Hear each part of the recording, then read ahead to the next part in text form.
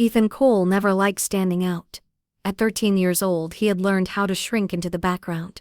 In a sea of bright brand new sneakers and colorful backpacks, Ethan walked quietly in his faded jeans and worn-out shoes. His brown hair always hung a little messy over his forehead. His textbooks were second-hand, and his lunch was usually just a peanut butter sandwich wrapped in foil. Still, he came to school every day with a shy smile and a "good morning, ma'am" for every teacher. Not that they all noticed.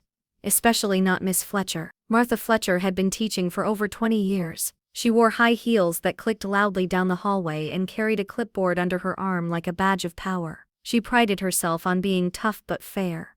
At least, that's what she told herself. In truth, Miss Fletcher didn't hide her feelings about students who, in her words, didn't try hard enough to look presentable. To her, ragged clothes meant laziness, poor manners meant bad upbringing. And kids like Ethan Cole? Well, she thought they needed a lesson or two. But what no one knew was, Ethan's story was much bigger than the clothes he wore. It happened on a Wednesday morning, right after the bell rang. The class was buzzing with excitement. Spirit Week was in full swing and today's theme was Dress Your Best. Students showed up in sparkling dresses, button-up shirts, flashy jewelry, and shining shoes. Everyone was laughing and showing off their outfits. Everyone except Ethan. He wore the same gray hoodie he wore every day. It had a tiny hole at the elbow. His sneakers were scuffed and slightly too small. When Miss Fletcher called attendance, she paused when she saw him. "Well, well, Mr. Cole," she said loudly, making sure everyone could hear. "Didn't get the memo about dressing up today?" A few students snickered. Ethan looked down at his desk, face burning.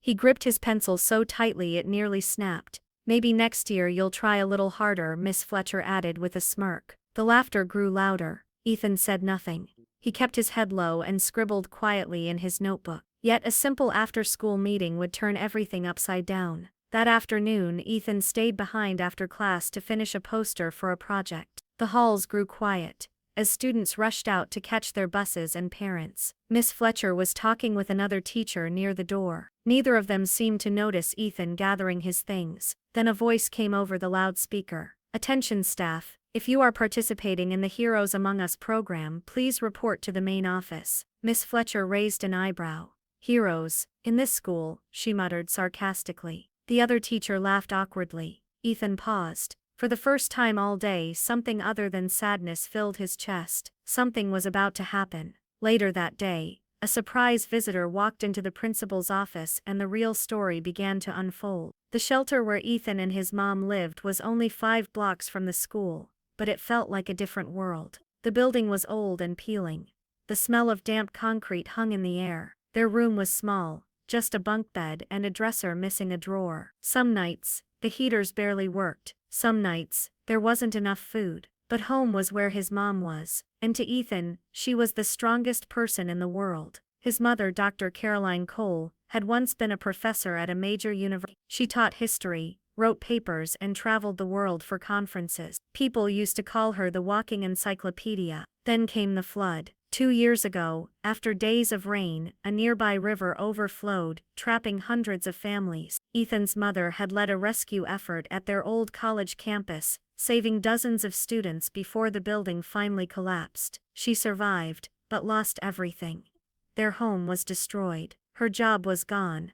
Medical bills swallowed the rest. They moved city to city, until they found the shelter. Yet she never complained. Every night she told Ethan the same thing. "Our worth isn't in our wallet, Ethan. It's in our hearts." Hidden behind those cracked walls was a secret bigger than anyone could imagine. Ethan knew why he kept coming to school even when the kids laughed at him. He knew why he smiled at teachers who didn't care. He was proud of his mom, proud of what she had done, proud of the courage she showed every day. He didn't want people's pity, he didn't need special treatment. He just wanted to make his mom proud, like she had made him proud. "Hold your head high, even when the world looks down," she said. And so he did. And soon the person everyone overlooked would become the school's biggest inspiration. Mr. Dawson, the kind-hearted music teacher, had noticed Ethan's quiet sadness. Something didn't sit right with him after hearing about Miss Fletcher's comments. He asked Ethan if he'd like to help set up for the Heroes Among Us assembly. Ethan shyly agreed. The next morning, while setting chairs and banners in the gym, Ethan froze. Standing by the podium was his mother, his hero. Dr. Cole had been invited to speak about her experience during the flood rescue. Mr. Dawson had found her story in an old newspaper article and insisted she come. Miss Fletcher was sitting in the front row. As Dr. Cole spoke, the gym grew silent. Students leaned forward. Teachers wiped away tears. She told them about risking her life, about rebuilding from nothing, about hope. She never once mentioned Ethan, but when she finished, Ethan stood up. Mr. Dawson motioned him to the microphone. Hands trembling, voice shaking, Ethan said, "That's my mom, and I'm proud to be her son." The entire gym erupted into applause, but the real surprise came when Ethan took the stage himself. Miss Fletcher sat frozen in her seat, her face pale and hands trembling slightly. Around her, the gym still buzzed with applause and teary smiles, but she couldn't hear any of it. Her own words from yesterday, sharp, cruel and thoughtless, echoed loudly in her mind. "Didn't get the memo about dressing up today? Maybe next year you'll try harder." She had mocked a hero's child without even knowing it. Miss Fletcher's heart felt heavy with shame as she watched Ethan standing by the gym doors, quietly helping fold chairs. His small frame looked even smaller now, but his shoulders were squared proudly, just like his mother's on the stage. Taking a deep breath, Miss Fletcher rose from her chair and walked slowly toward him. Each step felt heavier than the last. Students whispered and watched, but she didn't care. She knew what she had to do. When she reached Ethan, she knelt awkwardly, lowering herself to his eye level. She struggled to find the right words. "I'm sorry," she said, her voice soft and cracking. "I judged you, without knowing anything about you. I was wrong." Ethan paused, surprised, his big brown eyes searching her face. For a moment he said nothing. Then slowly, he gave a small tired smile. "It's okay, ma'am," he said, his voice gentle, without anger. But deep down they both knew it wasn't just okay. Some wounds don't heal with a simple apology. Some lessons have to be lived to be truly understood. Miss Fletcher stood up, blinking back tears, and watched as Ethan quietly went back to work, folding chairs. She would never forget this moment for the rest of her life. The next day, something amazing happened. The principal called an emergency staff meeting. Inspired by Dr. Cole's bravery and Ethan's quiet strength, the school decided to take action. They organized a fundraiser to support the local shelter, where Ethan and his mom lived. Posters went up all over town. Parents, students, and teachers donated clothes, food, and money. The gym was packed for a community event where Dr. Cole gave another speech, this time, introduced proudly by Ethan. But it didn't stop there. The school board voted to create a brand new scholarship, the Caroline Cole Bravery Award. It would be given every year to a student who showed courage, kindness, and perseverance beyond the classroom walls. At the award ceremony,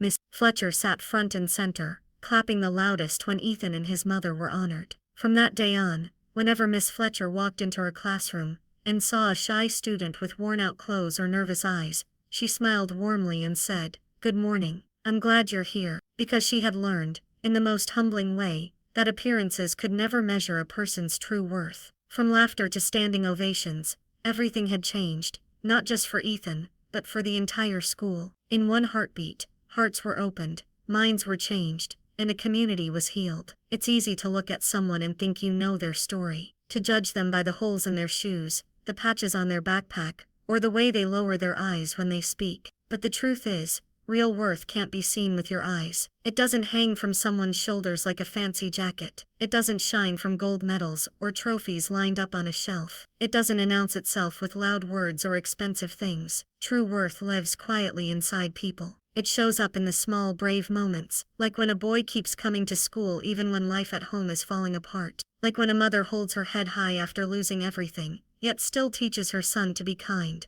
to be strong, to believe. Ethan and his mother didn't wear shiny badges or drive fancy cars. They didn't need to. They carried something far more powerful: courage, hope, and love. In one afternoon, they taught an entire school, and one very humbled teacher, that heroes don't always wear capes. Sometimes they wear worn-out sneakers and second-hand jackets. Sometimes they sit in the last row, quietly doing their best, hoping someone will see them for who they really are. And sometimes the greatest teachers aren't the ones standing at the front of the classroom, handing out homework and giving grades. They are the ones sitting quietly in the back, carrying battles we cannot see, holding lessons we all need to learn. The greatest lesson Miss Fletcher and the entire school learned that day was simple but powerful. Never judge a person's worth by what they seem to have. Judge it by the kindness they show, the strength they carry, and the goodness they live. And if you take the time to really look, you'll find heroes everywhere, in the quietest corners,